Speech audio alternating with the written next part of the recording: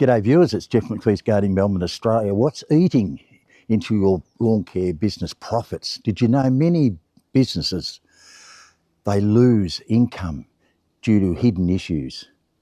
So in today's video, I want to give you my perspective on where I believe, especially when you're starting out, the amount of money that you're losing through these small little issues, some are big issues that can affect and drain your income. When you're starting out, and I did it when I first started, all I wanted to do was get out there and mow lawns and do gardening. I didn't care about the running costs of my business. All I wanted to do was just get out there and get as many customers as I could. And I did this through advertising and letterbox dropping and all those things we do to get customers. But I wasn't really worrying about the hidden costs of the business. I didn't know anything about them. And I reckon there's a lot of people when they first start out haven't the faintest idea of those hidden costs. And those hidden costs are going to come back and bite you if you don't understand or if you don't take action to identify them. Don't take action to prevent them, because it really is going to cruel your business over a period of time. You might get away with it in the first couple of years, but over the long journey, if you haven't got systems in place, you're going to really affect leave a lot of money on the table, because you're going to lose the income because of those mistakes that you will make, and you will make them. Now, there's a few areas, of course, that affect the income of our business if we're not aware of it. And the first one I want to discuss is equipment. You know, it's easy to go out there and mow with your brand new equipment, which I bought. I thought, if I buy the best, I'm not going to have any problems at all. But that's not true, because the more clients you have, the more times you're using those mowers, the more wear and tear that they are affected by. If you're not concentrating on regular maintenance, changing the oil, changing the filters, the blades, etc., continually ensuring that the mower's performing in its optimum, you're going to find yourself with broken down equipment. Broken down equipment means it's got to go to the workshop, means it's going to be an expense. And as an expense, it really will shock you. If you want to just replace a simple throttle cable on a motor, it might be $20 or $30 for the throttle cable, but it might cost you $200 of their labour to put it on. Now, if you have a mower and then you might have a brush cutter or something else you've got to put in the shop, and that's if they can do it that week or that day. Some shops, because they're so busy, might take a couple of weeks. You obviously have to go and hire some other equipment, or hopefully that when you started your business, you had backup. I mean, that's one of the most essential things, of course, is to back things up. But understanding your equipment is probably one of the most key issues to make sure that you don't lose money because of other people. You've got to rely on other people, the workshop, you've got to pay them. Now, normally a mower, if you understand the mower, the basic maintenance, which even non-mechanical people can do, there's a lot of other things you can do to the mower. You can change the throttle cable, the clutch cable, replace the wheels, the bearings in the wheels, all these little tasks you can do. YouTube provides all that information for you. And I suggest that learn those things over the years, because it's going to save you a lot of money. Those hidden costs of equipment maintenance, and especially when you start getting right on mowers, their cost when you put them in the shop is dearer than your car. I mean, how can it be? You put just a general service, a car might be a couple $100 where I am. If you put it into the shop, it'd be $600 or $700 just for a basic maintenance of a ride-on mower. And that's where you really need to understand, can you do it yourself? I think one of the biggest killers in expenses, in hidden costs, is taxes. We've come from a job where that was all taken care of. We didn't have to worry about taxes. Our employee took our taxes out and we received a wage, and we thought, right, that's it. We'll go and spend, we'll do what we have to do. When you're running a business, that's your responsibility. And what happens, you'll find that, and we all went through it when we first started, you get a great big paycheck in, $10,000 for the month. You think, gee, this is fantastic.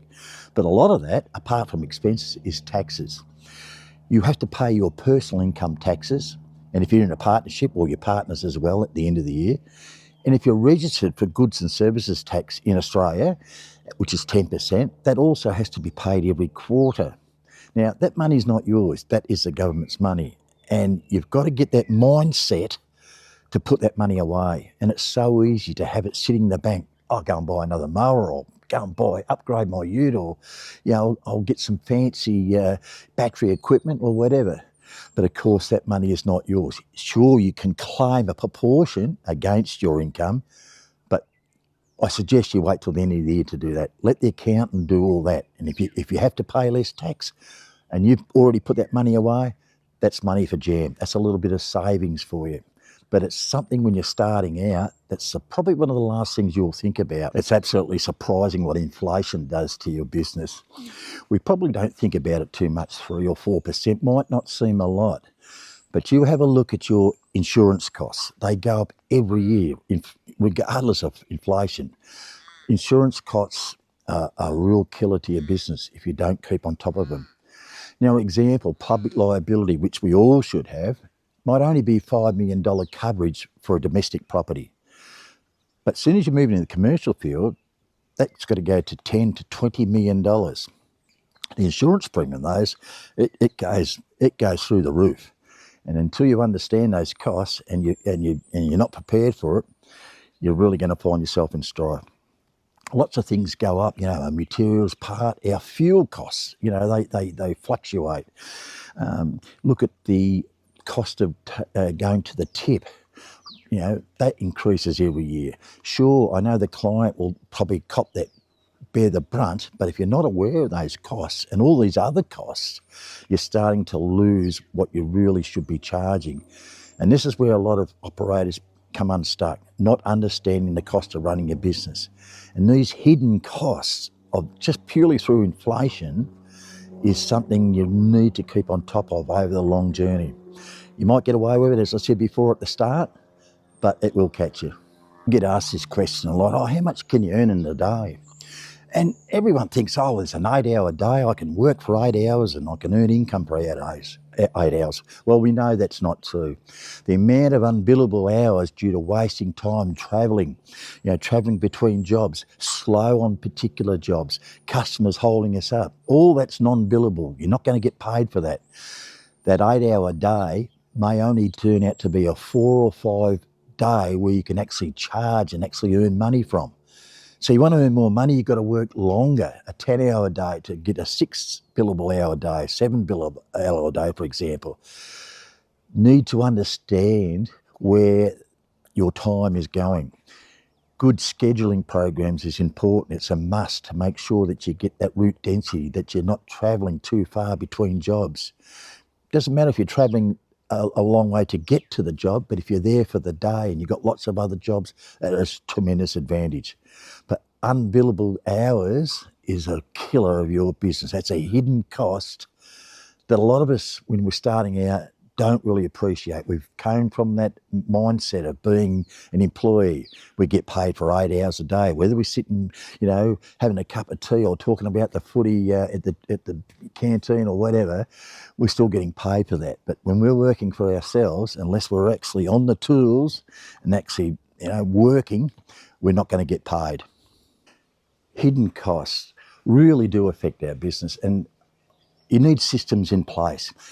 Administration, you need good scheduling programs, you need good invoicing programs, you need good bookwork programs so that you lessen your time involved in that, but you become efficient. You're not wasting time and money.